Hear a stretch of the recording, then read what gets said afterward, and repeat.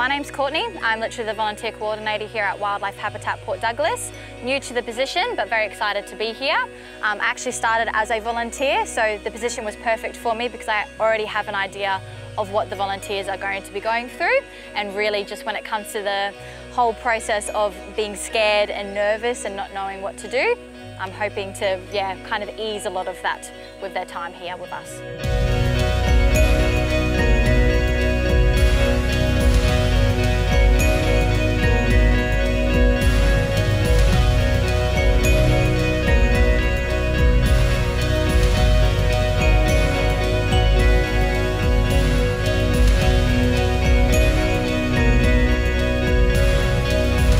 Every day that you come in for work here at Wildlife Habitat, you start at around 7:30, and it always starts with a little bit of cleaning.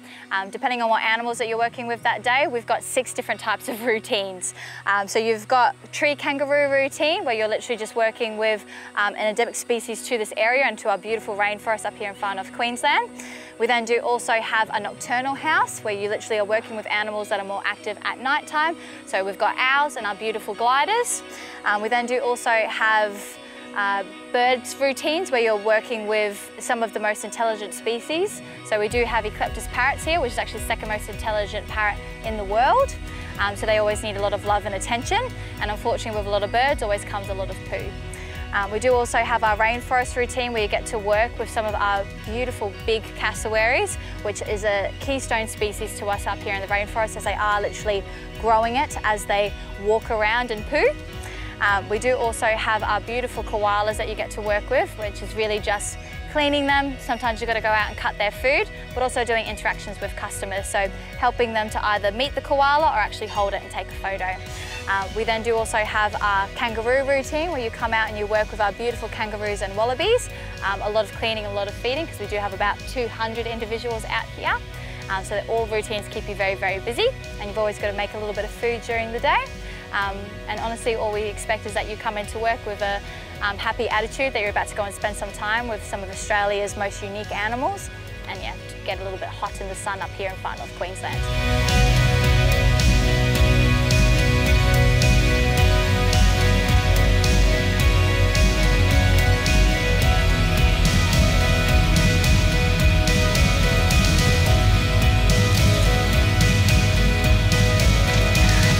So working at Wildlife Habitat, you are going to be working with a lot of Australian native animals, and with that process we are always going to be having a zookeeper with you. This allows you to kind of become a zookeeper in your time. So we're not at all expecting you to walk in and already know what you're doing and what you're looking at, but we do expect you to come into work with a sense of mind that you are going to come to work every single day, unless of course there's something like illness. Then of course that's understandable. We do also kind of expect you to come with the idea that you are going to be put to work. So there's going to be a lot of cleaning in this routine with a lot of animals. We have a lot of them in our collection, and unfortunately they do a lot of poo, and we need to pick that up every single day. We do also kind of expect you to kind of respect the process that's going on as well. So we can't have any harm going to any of the animals while you're here. So always following instructions, making sure that if you are interacting with them, that you're doing it in the proper manner and not just going and picking up anything. We honestly just kind of hope that you'll come to work with the attitude that you're excited to be working with koalas, even though when it comes to that work, on occasions you are going to be going out and cutting koala food out in the wild, which means that you're going to be out in our very hot Australian sun.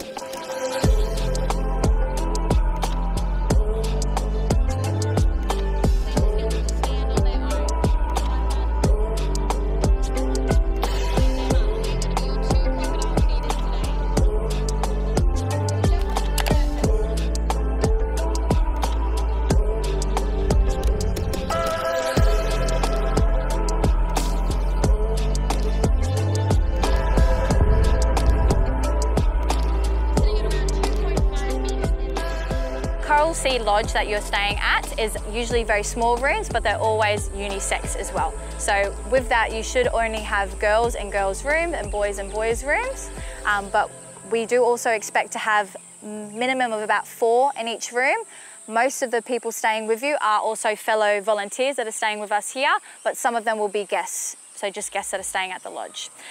There are plenty of facilities for you to use showers and toilets. There is also a pool and bar that is provided. They've got pool tables and all sorts of stuff to keep you kind of busy while you stay. They do also allow you to kind of book shuttles and everything to be able to get into the city of Port Douglas so that you can go out for dinner, but also go out and do a bit of grocery shopping.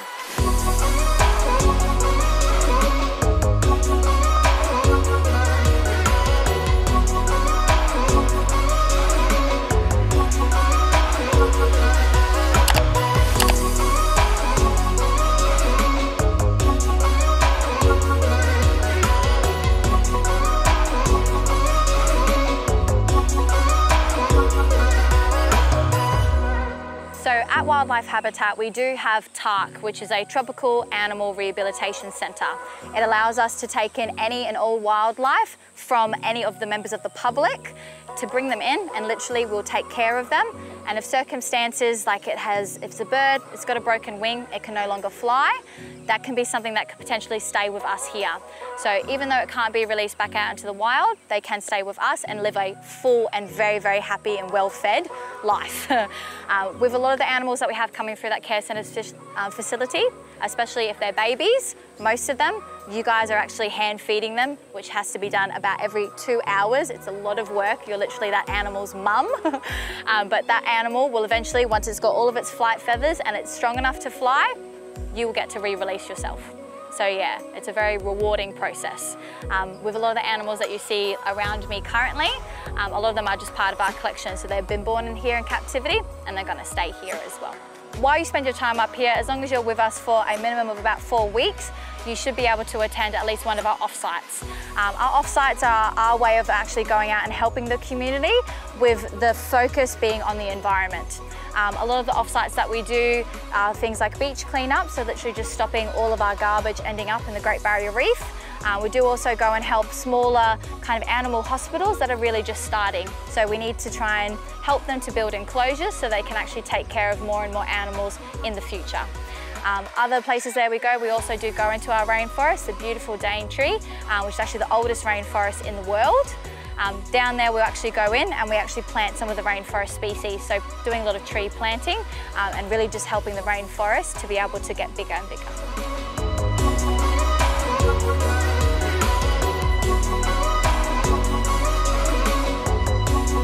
AIFS Educational Travel.